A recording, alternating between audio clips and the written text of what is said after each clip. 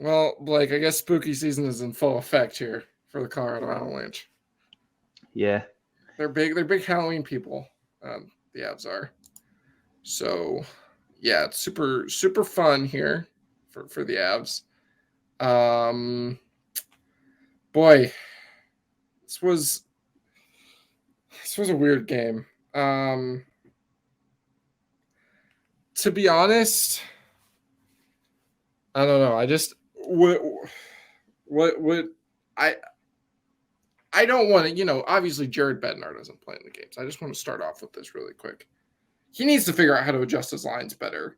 Like Mac and Miko isn't working on anywhere other than the power play. You need to separate those two. And I know it's a little bit harder now that Nichushkin's out for a little bit, but I just need to say that they should be separated. I feel like this is the last game of those two that they should play together for a while. Games like this and yesterday are exactly why you can't play your top guys 23 to 25 minutes a night. And Taves and Makar had 28 tonight, 26 last game. You just can't do it. Stop. If you're going to lose like that, and you're also going to, if you're going to lose like that, might as well just roll your lines a little bit, man. It's unacceptable Yeah, that Alex Newhook has 12 minutes and 21 seconds of ice time tonight. yeah, he's got. And that he's playing with Andrew Cogliano and Dryden Hunt. Yeah, I saw Logan those. O'Connor cannot play 1737 ever. Now, I agree, but at the same time, O'Connor and Coffer were two of the Avs' best players tonight.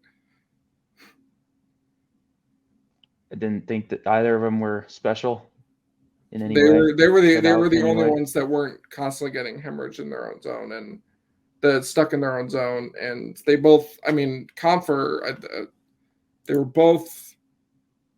O'Connor isn't quite as high, but Comfer is in the positive Corsi. Yeah, so if you see JT Compher's having a good night, why does he only play 14-25? Yeah.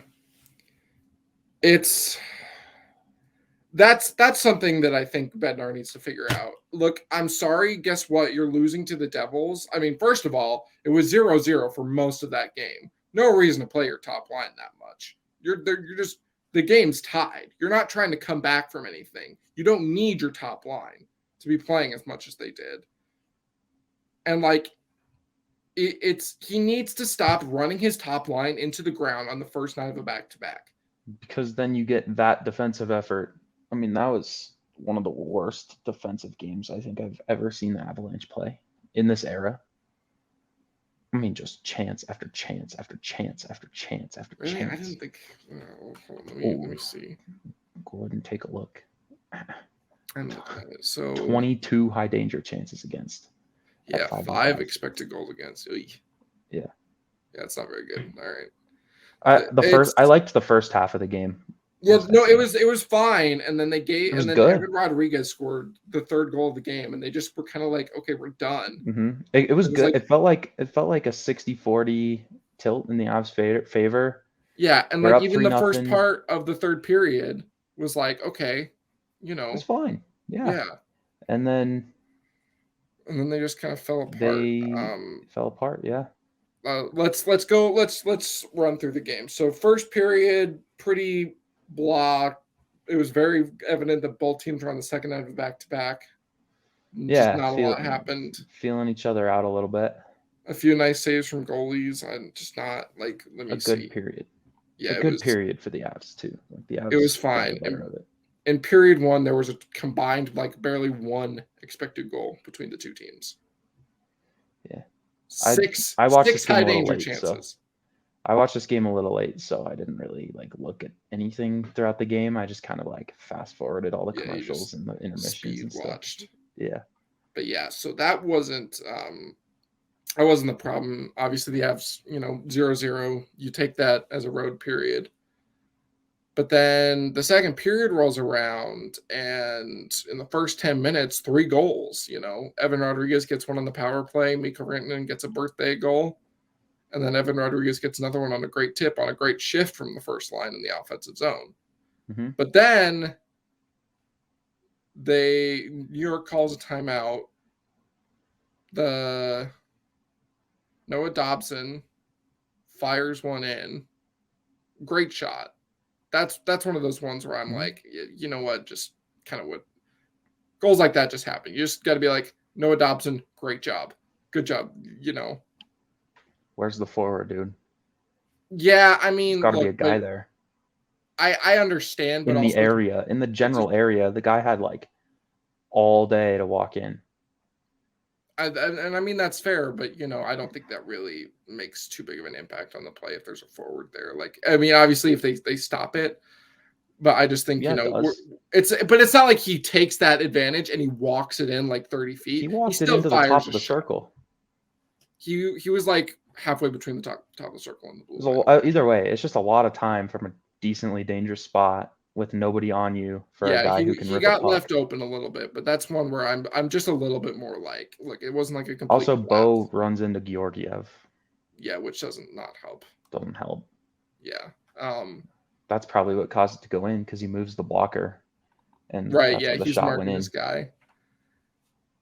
But that's kind of just it's just like unfortunate. He bumps in. He's had better awareness, but he's trying to do the right thing. His heart's in the right place. But yeah, and then like it's kind of controlled from the Islanders from there. They get a power play. Each team had a few power plays. Right. Well, the Islanders had actually a power play before Mikko's goal, and then there was nothing for. There was only one more power play in the rest of the game, and it went to the Islanders.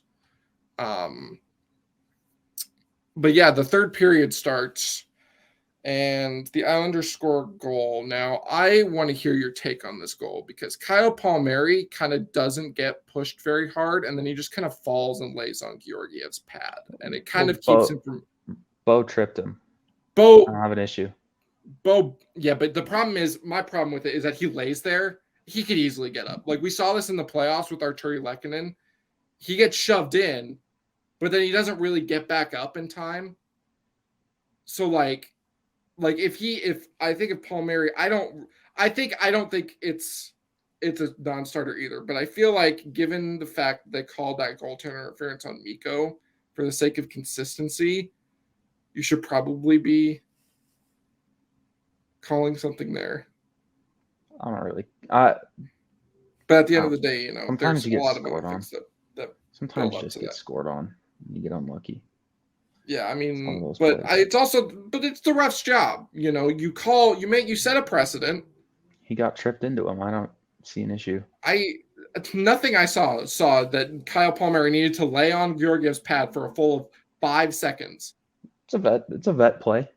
It's a vet play, but guess what? We're not going to ever call that back. So I understand, and that's where I'm like, look, in a normal game, am I like really complaining about it? No, but the problem is you called Mikko for goaltender interference when a guy tackled him in to Semyon Varlamov. You have to keep that consistency.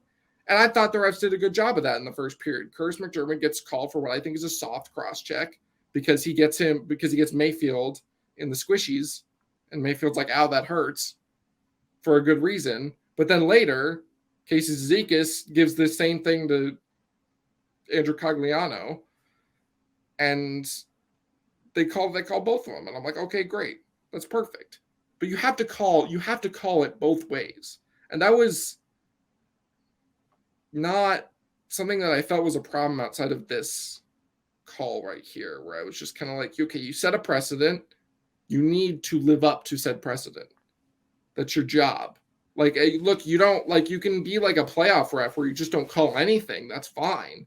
But guess what? If you're not calling anything, then you're not letting one team, do things more than another team. I just feel like as a reffing perspective, I feel like the refs had too much of an impact on this game, in my opinion, because they call I just want to.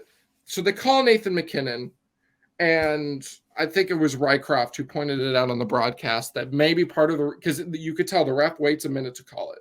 Part of the reason he probably waits to call that, we saw this in the playoffs, is that it's not the hardest penalty in the world. Like you're not, it's not getting called 10 times out of 10. But the problem is that it's enough of a penalty and it can lead to a chance the other way. And the ref's like, okay, we can't have that. That's what that kind of call felt like to me. And that's fine, but the problem is that later in this period, Cale Makar gets tripped up pretty blatantly at the blue line, which leads to the Islanders' fourth goal of the game. And it's just kind of like, what are we doing here? You think that's a trip? I'd like to hear what you think about that play, because I know we both agree. Like, look, Cale wasn't being smart there, but the fact of the matter is that a trip's a trip. I mean, I actually think Josh Bailey's making a hockey play. He goes for the puck, and after you go for the puck, it's unfortunate that his stick gets into the skate, but he hit the puck first, and his stick just happened to be there. But that doesn't matter. That's not how the call works. It doesn't matter if you touch the puck. Yeah, it does matter. No, it doesn't. In the rule book, it explicitly says like it doesn't matter if you get the puck first. I mean, he's making a hockey play. He's pushing but the puck up ice. I think it's a trip, but it's not smart hockey by the Avs. I think it was preventable. And like I said, I agree with that. But the problem is that it doesn't matter like what a smart play, like that shouldn't matter. A penalty is a penalty. It matters. Well, yeah, in the context of the Avs, obviously, right. But from the reffing perspective, like if you're it's one thing if a guy turns and puts himself into a vulnerable position to get like decked from behind, but in that, he just trips him. No, I think it's a hockey play. I think it's one of those ones where it's kind of like the Palmieri one, where it's just an unlucky play. But it leads to a 2-on-1 directly. Like Palmieri, I don't really think Georgiev makes an impact on that goal. Bailey actively takes Cale Makar out of that play, which leads to an odd man chance, which, if that didn't happen, either that puck stays in or the Avs or Cale Makar gets back. Because Shouldn't have been up there anyway. I think you make your own bet here. It sucks that you don't get a call, but that's just life sometimes. So. And I understand. Like, that's why I'm not like saying, well, this is the ref's fault that the Avs lost. Like, I don't want to like put blame.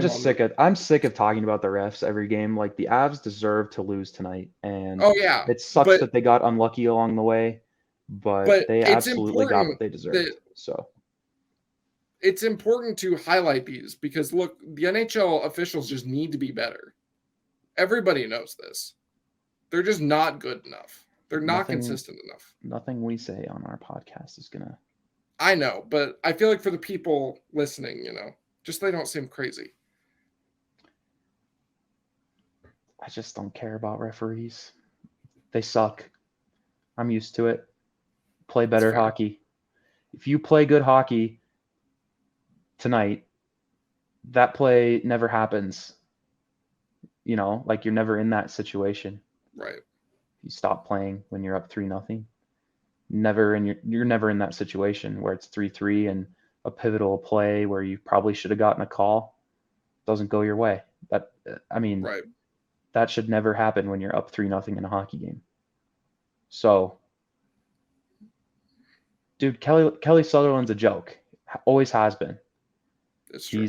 He's one of their most beloved refs, him and McCauley, and he's always been a joke. He was a joke in the Stanley Cup Finals. He's a joke of a referee, but you have to play better. Yeah. You play the game you're in. You have to play the game to where Kelly Sutherland and whichever fuckface he's working with that night are not making an impact directly on your game. It's a weird name, man. I saw the tweet from Scouting the Refs before. It was like a weird. It was like a name that could be for a guy or a girl. I don't know, whatever.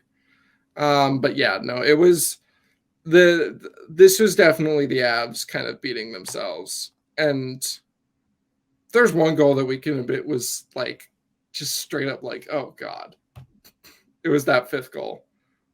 Kale stick just The fifth goal was like lulz, just one of those nights at this point. yeah, and it hurts even more because Newhook comes back and scores. I mean, meaningless. I actually haven't even seen the Newhook goal. I just walked out of the room when the empty netter went in, and got ready for the pod. But Yeah. so I didn't see the Newhook goal. Was it cool at least? So basically, Kale took a shot, and Islanders guy deflected it. Newhook picked it up like here. I can actually pull this up. He picked it up about like hashes and just like ripped it top shelf.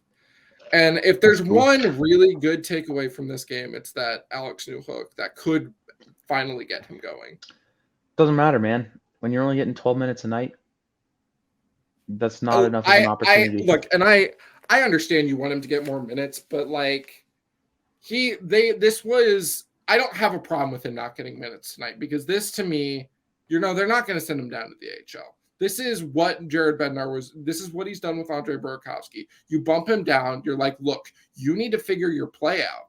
You need to earn that spot back a little bit. Like, we don't need you to score a bunch of points, but that's something that I think is important to acknowledge. Look, Newhook had no points before this game, but the problem wasn't that. It was that he was just not consistently playing like the way he knows.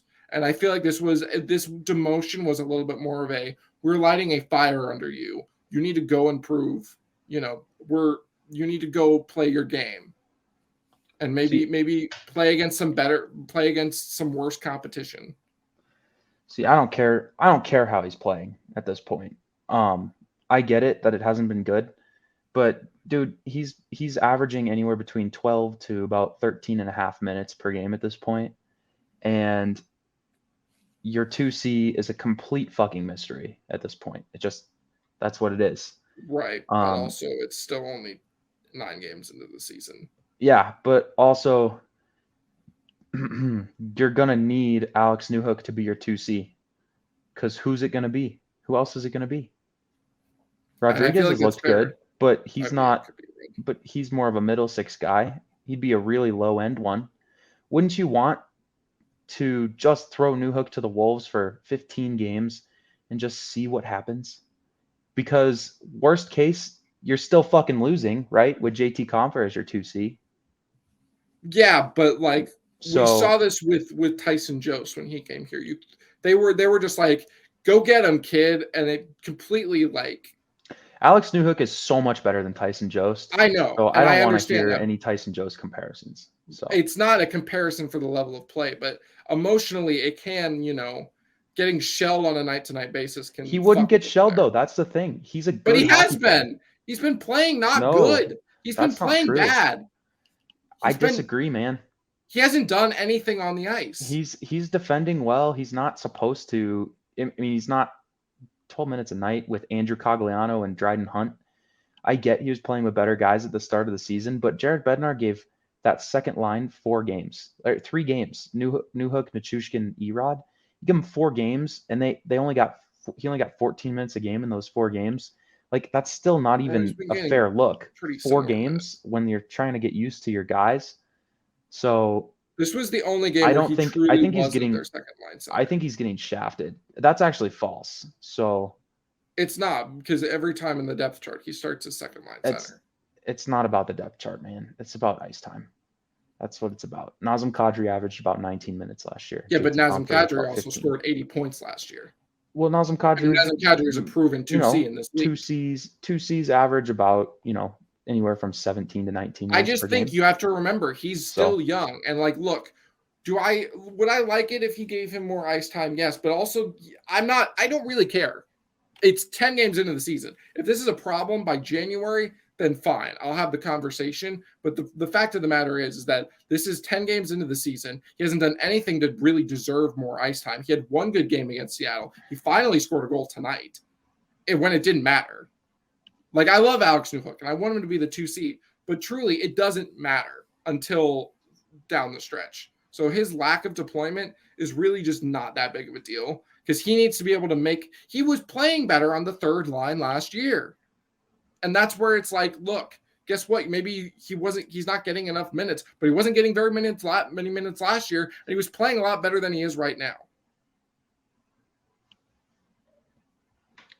Sure. I don't really think that like this is, to me, this has all been down to just Newhook just not playing well enough. But I mean, we can talk. I like I said, I think that goal might get him going because I think it was a confidence issue because we saw it in the playoffs. We've seen it so far this year. He just wasn't really. He just doesn't. He wasn't shooting the puck. It's not going to matter at this point, man. He's with Cogliano and Dryden Hunt, so. Well, that's one game. I mean, we have almost a whole other week until the next one. He's been with Andrew Cogliano the last 5 games. No, he hasn't. Oh, yeah, right. Well, wait, was he? No, because he was with. Started the Seattle game. Yeah, he was with. And Andrew Cogliano is not exactly a good winger to be playing your potentially second line center with. That's true, but like, look, at the same time, if you're a skilled enough player, you look at Nathan MacKinnon. He gets minutes with bad players. Alex Newhook's not Nathan MacKinnon. I understand, but skilled players make the best of their opportunity. Cale Makar plays with fourth liners. Alex Newhook's not Cale Makar. I understand, but if you think Alex Newhook is as good as you think he is, then he has to be able to do anything. No, I don't think Alex Newhook. I don't think Alex Newhook has played good at all. I agree with you on that, but how are you ever going to know what he can actually give you up there if you don't try it? Well, because you have to. Everybody needs to be more patient with Alex Newhook. I think you want them to throw him to the wolves, but I think there's just as much merit in a system where you give him a little bit of runway, like at least 10 games or something, even more, that's fine. But look, if he's still getting 14 minutes a night, like I said, by January or the trade deadline, then yes, Jared Bednar is screwing up. But 10 games into the season, he's just trying to get this guy eased in and comfortable. He's trying to get this player to work. He's just doing his job as a coach. He's not like he's doing what Dave Haxtell or Dean Evason is doing, where he's like playing them barely anything and he's just not giving them an opportunity. He's giving Alex Newhook fine opportunities. I understand Andrew Cogliano isn't great, but guess what? He's a reliable player. And he's been one of the Avs' more reliable forwards so far this year. Granted, that's not saying much. I think it's not a hot take to say Andrew Cogliano's played better than Alex Newhook this year. I know you don't want to hear it, but if you can't find a 2C, if you can't find that last piece of your top 6, if you can't find any scoring depth, that shortens your window. Oh, no, it does. Honestly, effectively closes it. So, but that's not a problem right now. That's just not a problem right now. It's a problem you can see. It's something you can see becoming a big one. Yeah, but you're Jared Bednar. You're 4-4-1, man. You're 4-4-1. They were 4-5-1 last year. Did it make a difference? It's a different year, man. Is it? Yeah. Their division and conference is worse. It's a different season. They're worse. Yeah, so were they. But like, I think you need look. Are they going to do what they did last year? No. Are they going to do like copy and paste? No. But guess what? I could very easily see them still winning the top spot in the conference again, despite this stretch. Like, I can look at it right now. How are the other teams in the division doing? I'll tell you, they're not doing great. I know it's not about the other teams right now, man. It kind of is, because that's who you're competing against. St. Louis got a touchdown dropped on them today by Montreal. It's about your team. 10 games into the season, it's about evaluating 9 games in. It's about evaluating where you are as a team. It's not looking at any standings, not looking at anyone else, because truth be told, nobody knows who's good right now. Right. And look, I understand that, but the thing is that this is all we have. They have 9 points right now. They're not far away from anyone else in the division. So that's why I just don't think that the 4-4-1 start matters at all. I just think like you're 4-4-1, not giving your young guys an opportunity. So if this continues at about a 500 pace and you're still not giving any guys any opportunity, something has to change. And I would agree, but I think you're projecting too much, and I think we just don't know what's going to happen. And I think we just have to let it ride at least a little bit. Well, you just said that all we have is what we've seen so far. So I'm going based off what I've seen so far. Right, and but what I've seen so far is a bunch of veterans getting elevated roles and playing in over their heads, and the Avs going 4-4-1. That's what we've seen so far. That's true, but guess what? They've also played better than Alex Newhook. Andrew Cogliano. How do we know? Because they've played better. Because Andrew Cogliano. How do we know? In an elevated role, how do we know? Andrew Cogliano has played less time than Alex Newhook pretty much this entire season. Mm-hmm. And he's scored more points. He scored a shorthanded point. That's good for him, man. There's no excuse for Alex Cogliano. Andrew Cogliano is a proven NHL fourth line guy. And there you go. That's what he is. We don't know what Alex Newhook is. Well, he needs to show it. And you know what? I thought he played fine tonight. I think that you know, Andre Burakovsky got sent out of the third line some games. Guess what? He's still we already knew that Andre Burakovsky was good. Not really. No clue. Was he wasn't that good in Washington. In his first year. His first year here, he dropped 20 plus goals. Right, but that was when they did that mostly. Remember, he had that stretch in January that year where he played on the top six, man. Yeah, I know. Top six, man. And Newhook started in the top six this year. It was different with him. You can't compare him to Berkey. I mean, Berkey's an older guy. It wasn't his second year in the NHL when he got to the Avs. He was getting fourth line minutes because his defensive game wasn't good enough. I mean, it's completely different with Newhook, man. They don't trust him, and they're being stubborn with it. That's what it is at this point. I don't know if you could call 9 games being stubborn, but we should move on from this Alex Newhook conversation. I want to talk about the Avs defense because I don't know. I think it was a team thing tonight. I don't think the defense itself was that bad. I'm not saying they were bad. I just think they've been good, and I think they're kind of the only thing keeping this team in some of these games so far. The defense was really good offensively tonight, but not good defensively. So, some of them. I wasn't. Gerard and Byram, not great. I didn't love Beau. I didn't love Beau's in zone stuff tonight. Yeah, no. Cale and Taves, I thought played well tonight. Again, I just didn't love them in zone. I didn't like anyone in zone really tonight. So, I wonder, this is what I don't like. This is why I like Money Puck better, because I have Flurry adjustment.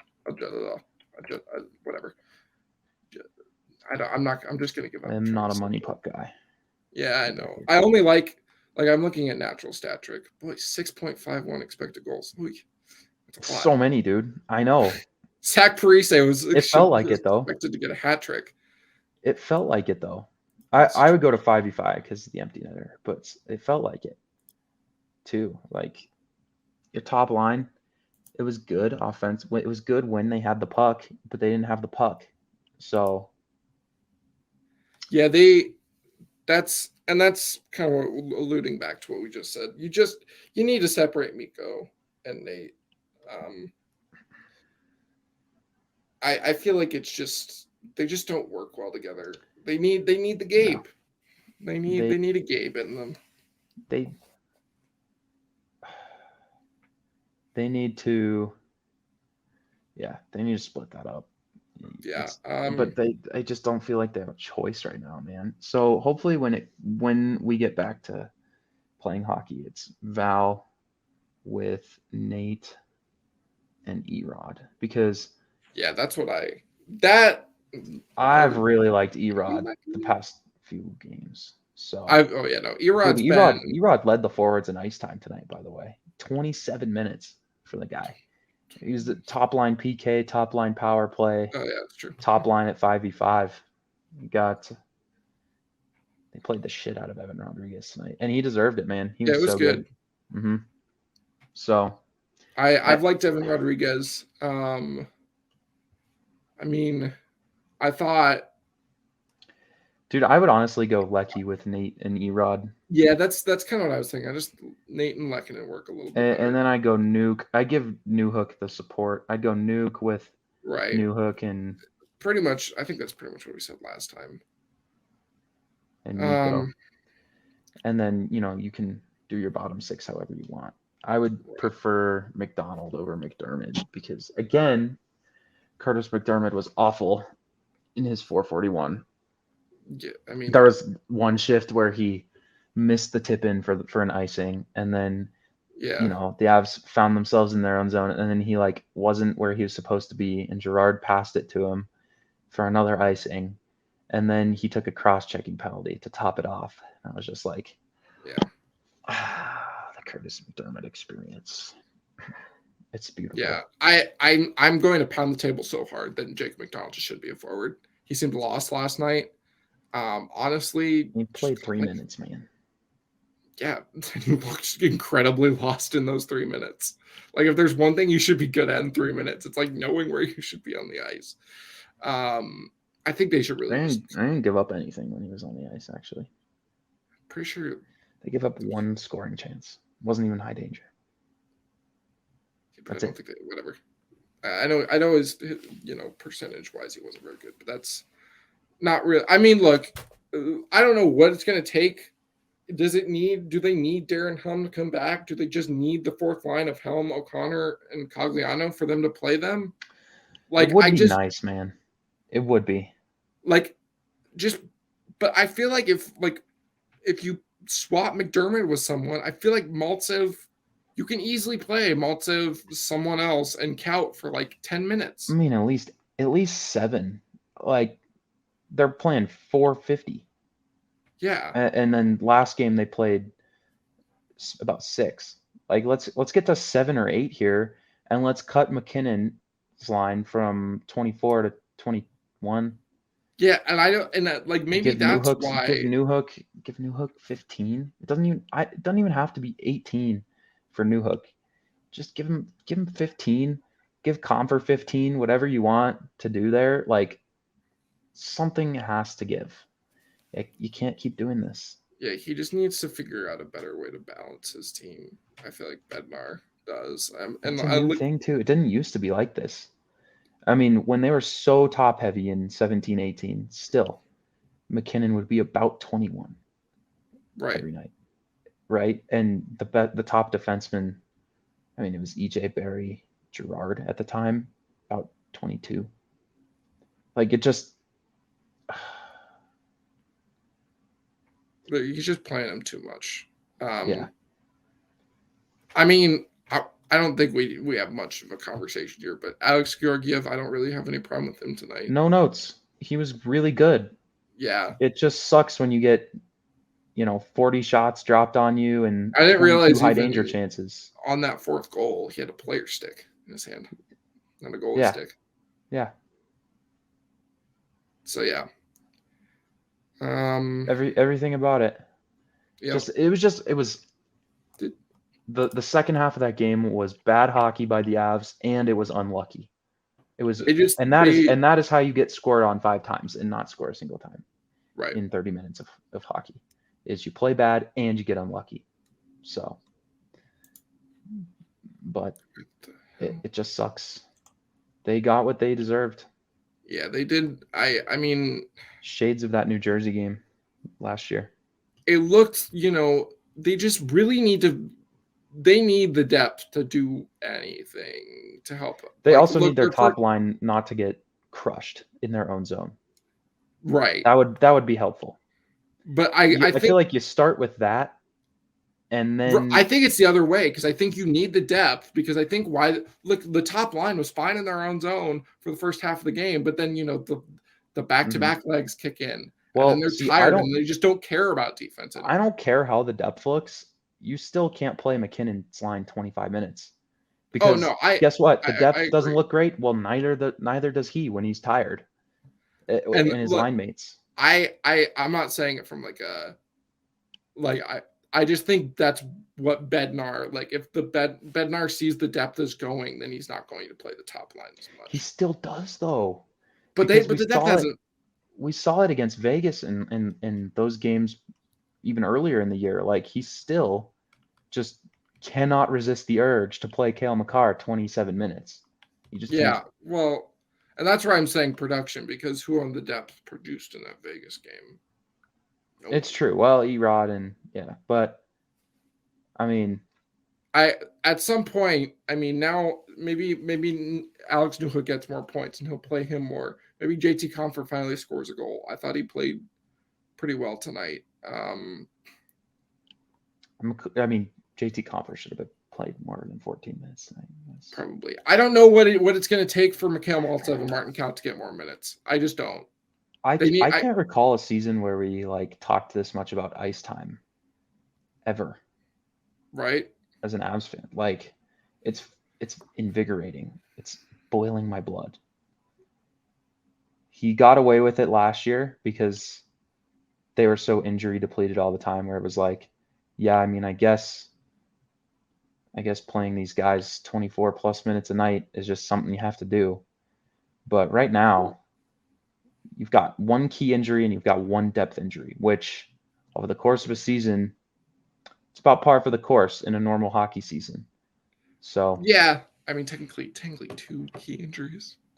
For really gonna. right, but that's a day-to-day thing, and he'll be back for the Finland games, is what everybody's saying. So, Right. but even then, it's just concerning the ice time. Yeah, Frustrating. it's I don't know how to explain it either. I just don't know what he's seeing that like makes it so. Yeah, you've got to have more trust in your fourth line than to play him 4 minutes a night, dude. Like at the very least, like 7. That's it. Take 2 minutes off the top guys, give a couple more minutes to the middle six, and give your fourth line 7 to 8. That's all he's at got to the do. at the very least, just like roll like one guy, like have a rotation for a guy to take some shifts if you don't want McDermott Right. playing that many I mean, minutes. it's hilarious. That's what he did last year. It's hilarious usage. It just is. Like if I was another hockey coach right now, I'd be laughing at it. It's I mean, wow. But let's By move the on. way, we still don't condone those people who say fire Bednar. They're still idiots. No. They're idiots. But like also develop a prospect, Jared. Jared. Yeah. I mean, I think there were some players that played well, so I think we can muster up a 3 stars. Yeah, let's go disappointing first. Let's get it out of the way. Disappointing. I mean, a lot of guys I just was like, I'm just gonna go Nathan McKinnon. That's just my answer. Not good enough from him in the D zone. I'll go with a tie between Nathan McKinnon and Bowen Byram. Bad really? nights. Yep. Yeah, okay, that's fair. Me Bo personally, was fine with the puck, but he looked like a fish out of water in his own zone tonight. The whole yeah, game. I'm actually going with Gerard on the flip side of that. Yeah, Gerard was a part of it too, because that was the pair. It was bad from both of them. Yeah, I thought like you said, Bo was good with the puck. I just didn't notice Sam Gerard do anything, and he was Yeah. just following guys defensively when they had Yeah. the puck, and he wasn't doing He anything. was floating. So and Bo was floating, but like going on adventures, like going Right. random places. Like, what are you doing, bro? Whereas Gerard was just like behind the play the entire night, which you get those nights from Gerard. They happen 1 out of every 10 games. So Yeah, against those bigger teams, he struggles. that's a myth, but I don't know. There were definitely times where he just kind of just got bumped off the puck and like sometimes I mean sometimes he's just a small man, and that's okay. right. Yeah. You live with that. But yeah, let's move on to the 3 stars. Okay. Well, for 3, I think Comfort played a really good game, so I want to put him at 3rd. He didn't Mm-hmm. produce anything, but I thought he played pretty well. Mm-hmm. I want to give honorable mention to Miko for his birthday goal. Mm-hmm. I thought he also did a good job dictating play in the offensive zone. Yeah. But we obviously got into the defensive problems. Give me your 2. Oh, my 2? My 2 is probably probably Georgiev. I thought, he played really well, but obviously, Mm-hmm. you let in 4 goals. Not his fault, but still. Let's save the first star. Okay. So I just had your bottom 2 just flipped. I gave Georgiev the 3. Anytime your goalie is +2 in goals saved above expected, you should win. It's true. Obviously, expected goals from I agree with this. What you said, like in one game, it can be weird, but like over the course of the season, trust it. Yeah. But in one game, it can be weird. But tonight it wasn't. I mean, come on, man. He just got peppered the whole night and only gave up 4. Like, that's impressive. And then I went Comfort too. I just thought he had a good game tonight. He was their best defensive forward, and he had a couple of nice plays, especially like I thought Cogliano was going to bury that one in the third to tie it. Yeah. And Barley made a really nice save. I mean, Cogliano, can you lift it, man? I know you're old, but like he did every shot this game from Andrew Cogliano right on the ice. Wayne Gretzky special. Yeah. Yeah. That's why he's not a top 6 player. Yeah, you can tell he knows where to go. He just needs to. Dude, he used to be good. Like, where did the skill go, man? I don't get it. He's still fast. Like, what happened? Maybe his hands. Something happened to his hands. Someone glued frying pans on his hands. That's what happened. It just got like.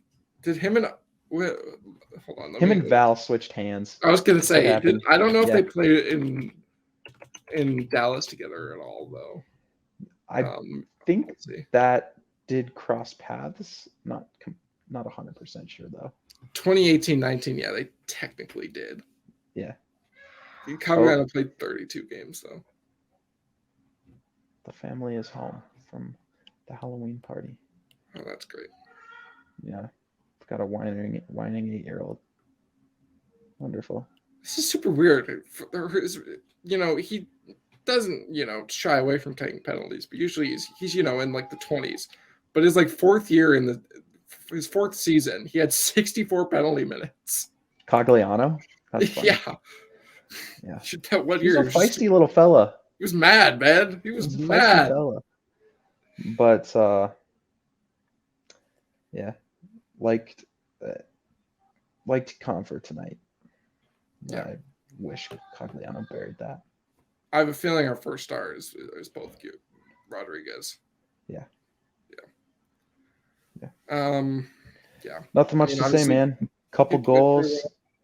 Obviously, the defensive zone was a bit of his struggle, but I don't lump him in as much there just because of his work on the PK. Right. Oh my God, dude. He's not having it. He's not happy. He saw the Avs lost too, and he was just crying really loud. God. He was just like. He's 8, and he still cries like that. Can you believe that? Dude, I still cry like that after games like this. That's what I was like for 10 minutes for this podcast, just wailing.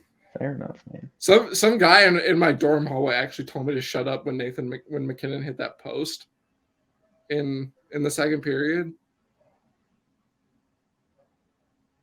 It was when. Oh yeah, where Beauvillier got smoked up the ice. Yeah, and I was like, God damn it! And he was like, shut up! It's not that serious. And I was like, yes, it is. Also, like, mind your business, bro. Yeah. He was just like in the hallway. I'm like, go to your room if you have a problem with it. Just, like, I should just open my door and just put like, shove it. Yeah, man. Those games, you're gonna have 1 or 2 of those every year, maybe even 3 or 4, and they suck. But it sucks that it's their second loss in a row. But yeah, I'm starting to come around to your theory. Just put the goddamn ball ads on the fucking helmets. Yeah, they're not allowed to win they're not allowed to be good until the ball ads are on the helmets. That's seriously. Or if I'm not running the Twitter, it's just not going to happen, guys. Nope. They have not won a single time. I was like 3-1. I was like, maybe this is finally the time. Nope. I would go yell at him to shut up, but the show's over anyway, so It's not quite over yet. We're still. This is nothing still. more to say. Yeah, we're lightening the mood for everybody. Well, I mean, at least I'll post my Halloween costume on the Twitter. If you guys have any cool Avs related Halloween costumes, tag us on Twitter, and we'll check them out. I'm gonna be Slash. Slash from Guns N' Roses. Right. Yeah. Tell me that. It's not very Avs themed. Yeah. But that's okay. Yeah, I'm excited. Yeah, so are you gonna go trick or treating, Ed? No, we have a bag of candy in our door in case people want to. In case there's some jokesters who. You're gonna go trick or treating? I don't think you so. should dorm trick or treating. I was thinking about it, making a YouTube video out of it, but also I think I might be going to my roommate's family's party, and I'm going to be dressed as an Avs thing, and so I'm just going to have to explain to everybody the entire night. Okay, this is what I am. Mm-hmm. No, you don't know what it is. Mm-hmm. That's fine. I'm going to hand out candy to people with the long hair, a top hat, and a fake cigarette in my mouth. Do you got the leather? Yeah. Nice. Yeah. Well, all right. Everybody have a good Halloween. Stay safe. And hopefully it's not as scary as this game was. See you next time.